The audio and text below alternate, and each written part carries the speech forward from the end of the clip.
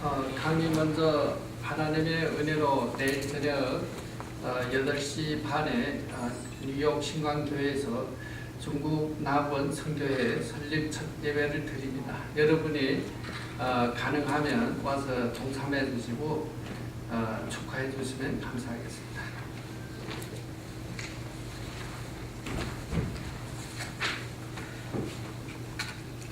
우리 신앙의 삶의 표본은 예수님입니다.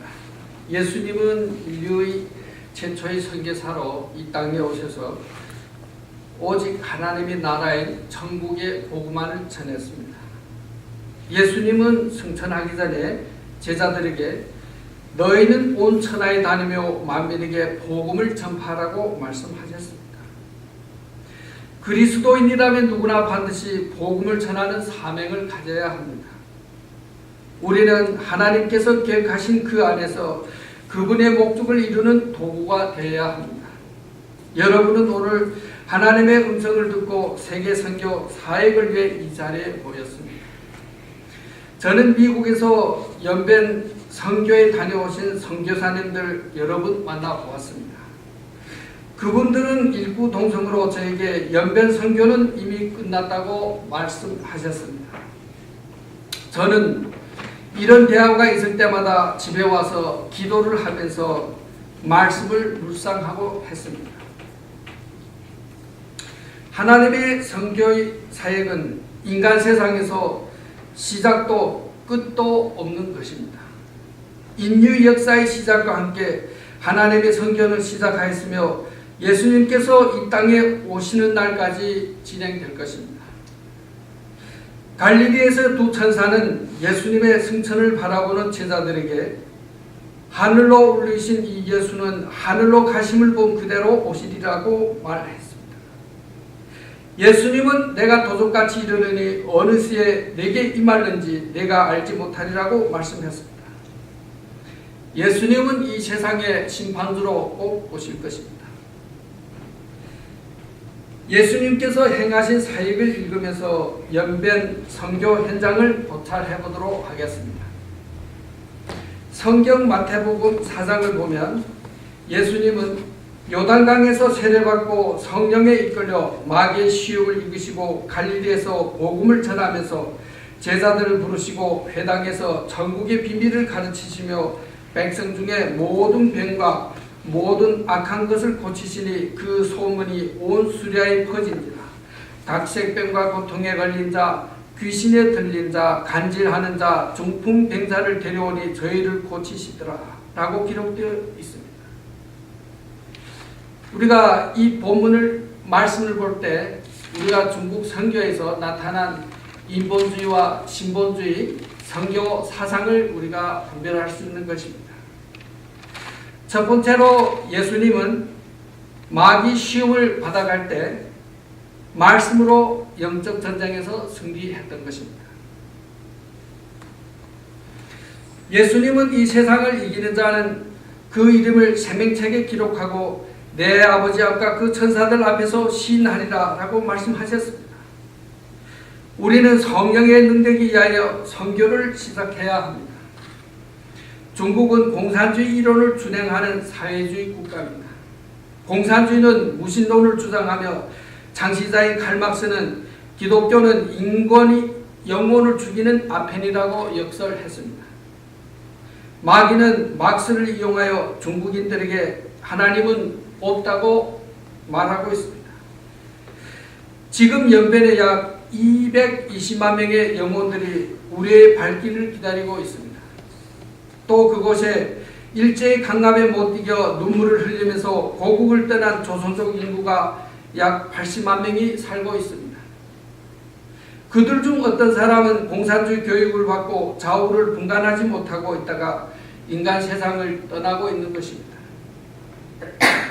예수님은 죄인 하나가 회개하면 하늘에서는 회개할 것 없는 인 99을 인하여 기뻐하는 것보다 더하리라 라고 말씀하셨습니다.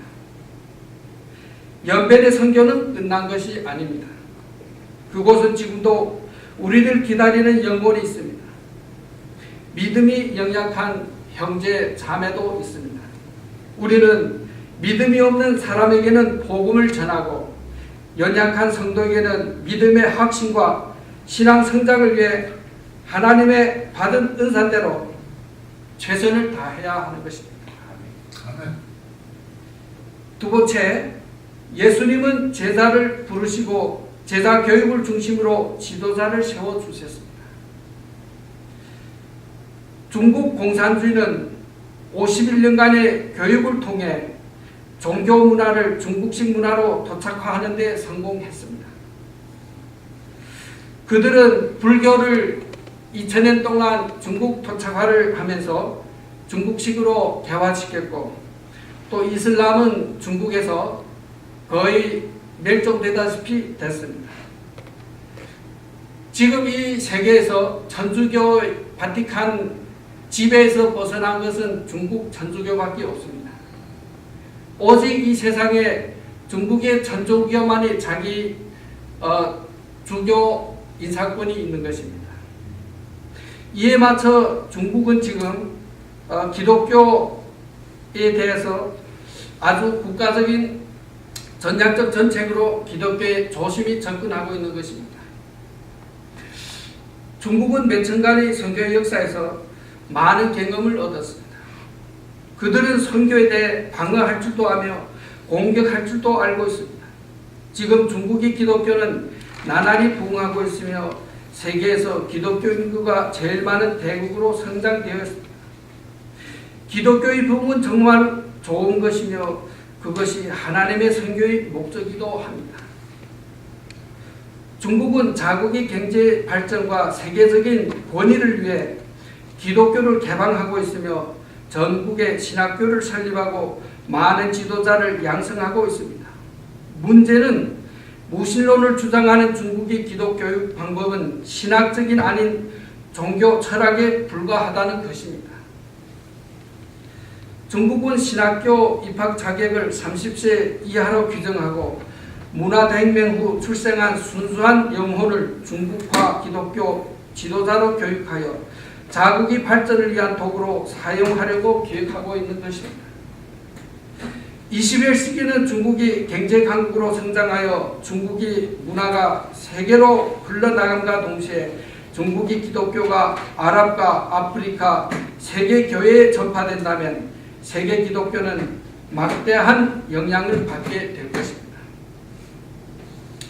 우리는 중국의 기독교인들이 인도할 수 있는 지도자를 국내, 국외의 신학학교를 교육을 통해서 배출하여 앞으로 중국의 기독교가 하나님 중심의 십자가의 말씀을 세계 복음화를 하는데 일 수 있는 지도자를 양육하는데 최선을 다해야 하는 것입니다. 세 번째는 예수님은 교육을 통해서 말씀을 가르쳤습니다.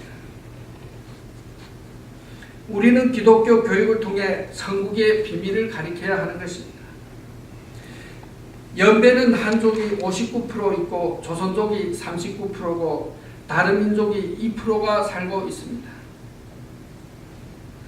교육은 도시를 중심으로 하여 대부분 연길시에 집중되어 있고 허다한 농촌 지역은 많은 학교가 문을 닫고 있습니다. 때문에 청소년들이 지역적으로 심각한 불균형을 이루고 있는 것입니다. 시간이 갈수록 글을 모르는 문맹이 어린이가 늘어나고 있습니다. 연변에는 8개 대학과 80개 직업 전문 학교가 있고 10만 명 기준으로 전국에서 대학 입학과 교육 수준이 200%라고 결정되어 있지만 또 소수민족 중의 교육 수준이 전국에서 1위를 차지하고 있습니다. 유아교육과 고등교육이 전국에서 10번째 안쪽에 들어가며 또 연배는 중국의 30개 소수민족 자치주 가운데서 방송, 텔레비, 출판업이 1위이고 또 180개 나라와 자유로이 통신할 수 있는 것입니다. 한국 선교사들이 언어 장애를 해결할 수 있는 가장 좋은 지역이지만 선교사들은 중국의 내지로 이동하고 있습니다.